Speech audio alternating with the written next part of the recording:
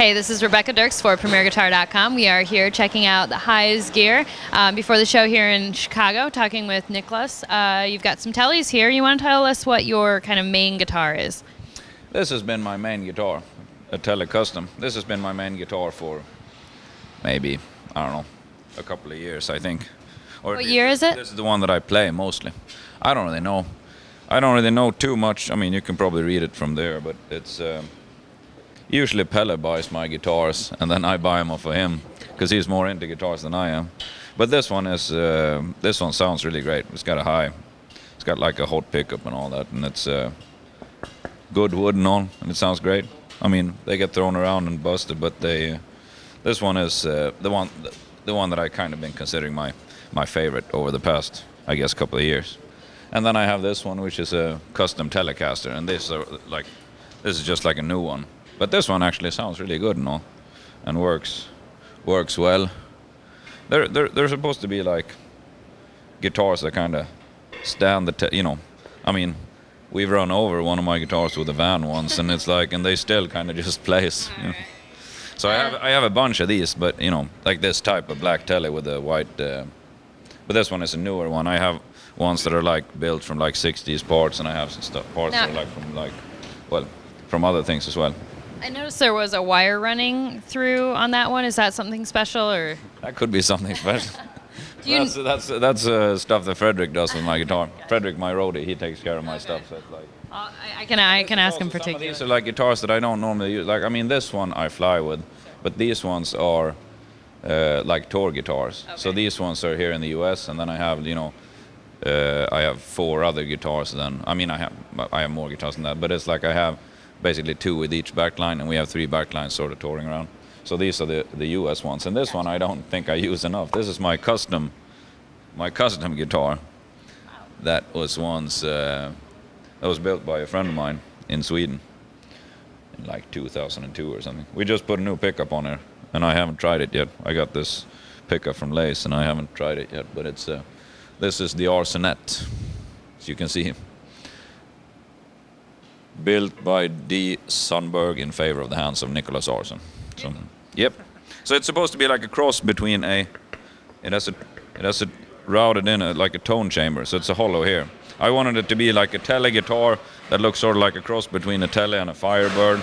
So you got the Firebird thing here, and then like an echo, like Italian sort of echo guitar or something with a longer headstock.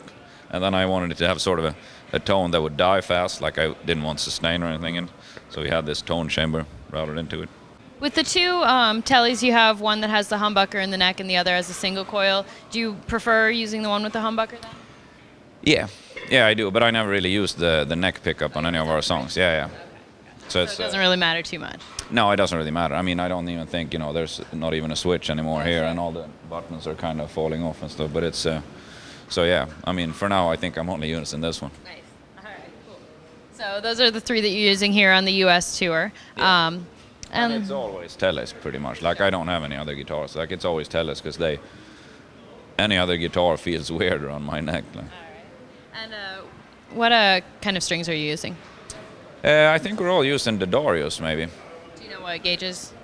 I'm probably a 10 to 46 or something fairly regular, Do you set your action high, low in any particular way? What's comfortable for you? Well, I don't really know. Like, these are, I don't know, I'd say semi-high. Like, I got a probably higher action than Mike has at least, but it's in the past I've liked these smaller frets, like sort of more vintagey frets more. But every once in a while when you play them, I kind of like these thicker ones, like sort of bigger frets. But it's, my style of playing guitar, it's basically I play with virtually anything, as long as it sounds good, Sure. I have a bunch of other guitars like at home that I really like. Like, I have a rocket guitar, like a Korean built one, and I always used to play Teles. Like, I used to play like, the cheapest Teles around. It's like just mess with pickups and stuff, because if you find stuff that sort of sounds, if you find a good pickup, you can pretty much use a guitar that's like whatever. And it's sometimes you find something that sometimes they even will have good, resonance and stuff in the body, even without being, expensive guitars. So, for garage rock or punk music, you can you can kind of beat around the bush a bit. Sounds good. You want to head on over there and check out the amps then? So you are plugging into this Fender Bandmaster here? Yeah, and the Vibrolux over here. Oh, okay. So I got 2 amps. So how are you running those like in stereo together, or do you switch between them? I don't switch between them. They're on all the time. All right. So you said this is a vintage high watt cabinet, but it's got some different speakers. Yeah. And which ones are those? Right now we have some Celestion Heritage greenbacks in that one. Okay. And do you know the years on the amps at all? I know this is a 76, the Vibrolux. I don't really know about the Bandmaster head. This one is great. This has been my favorite for years. I've had this one since like maybe 2002 or something. So you actually fly with that? You travel with that? No. This one is only in the US. But I have other amps in Europe as well that I kind of like as well. So it's And do you go with the same combination over in Europe, or do you use different ones? No, like I use mostly like Fender amps. That's basically all I play. I have an old Standell amp that I use very occasionally. Like I haven't used it in quite a few years, I don't think. But it's that's also one of my favorite amps. But I don't use it on tour now. I used to tour with it all the time. Do you record with it? I can't remember. You guys record with pretty much whatever works for the song, right? Yeah. So there's tons and tons of amps all the time. I never know what I record with, but Pelle usually knows and Mike usually knows.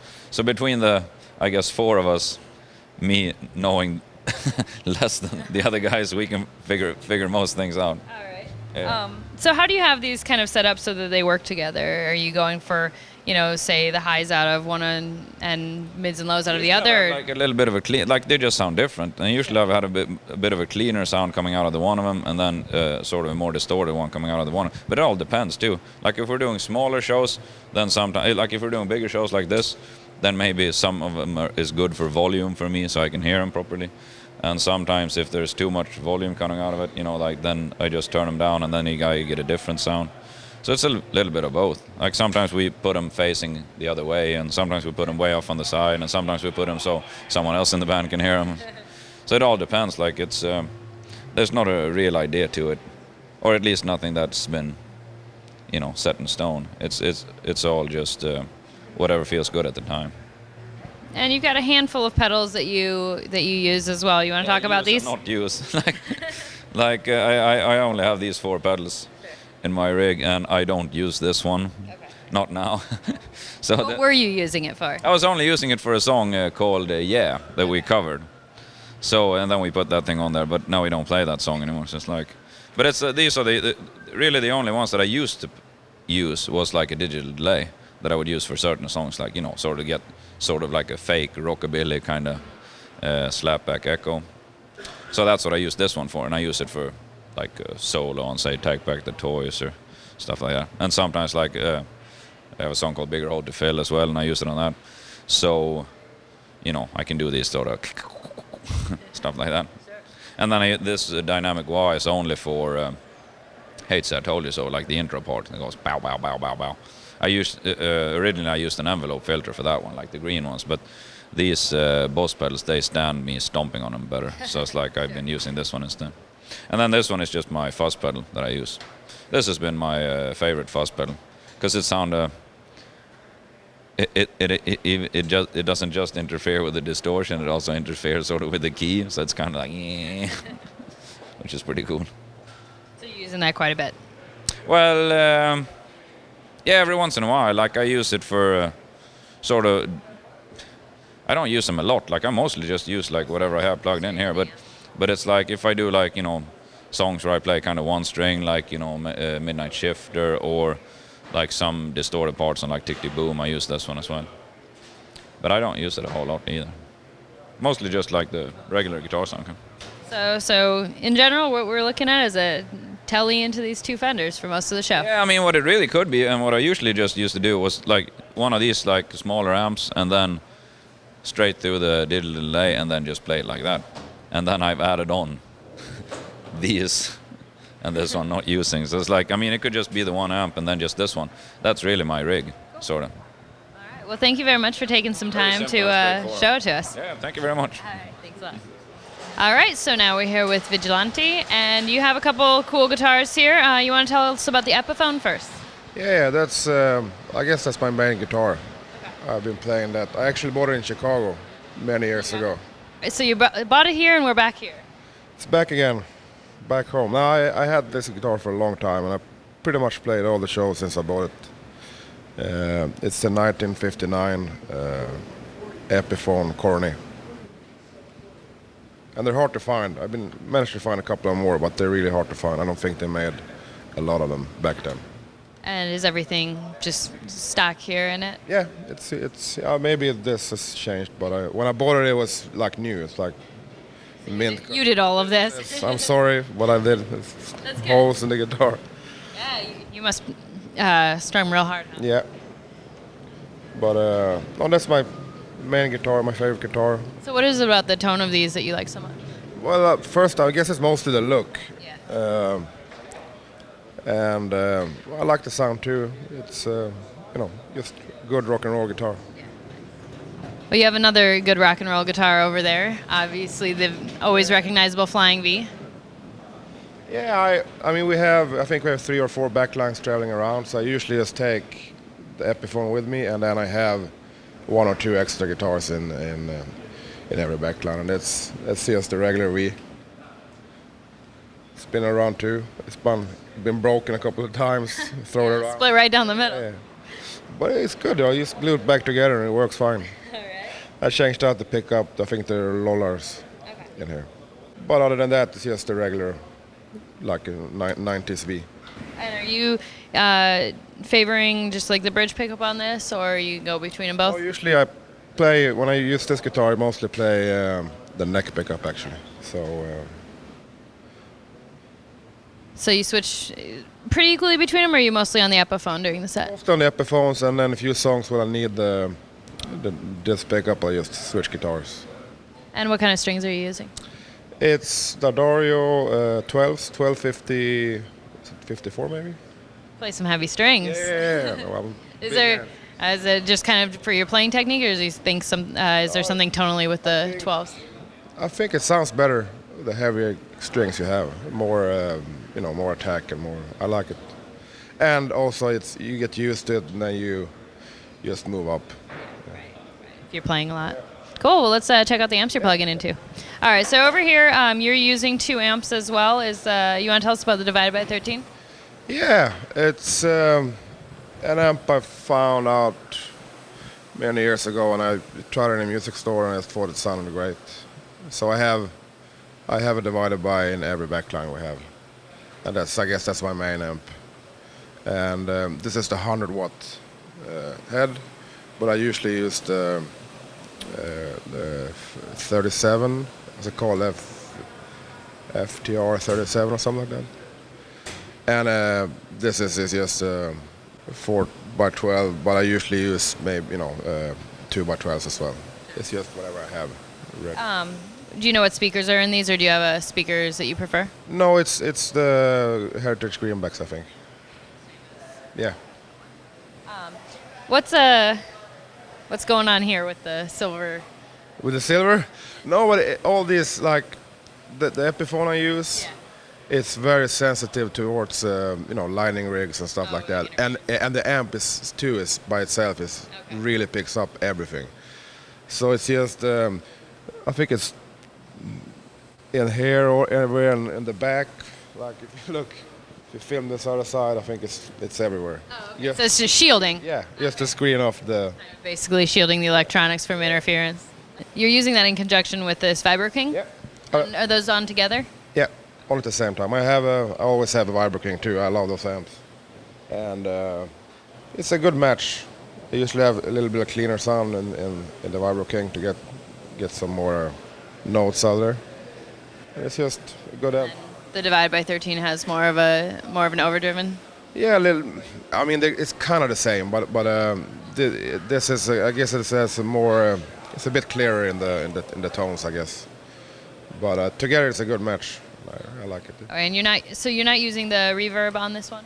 I do on sound checks to play around, but maybe a couple of songs I turn up, but usually it's just off.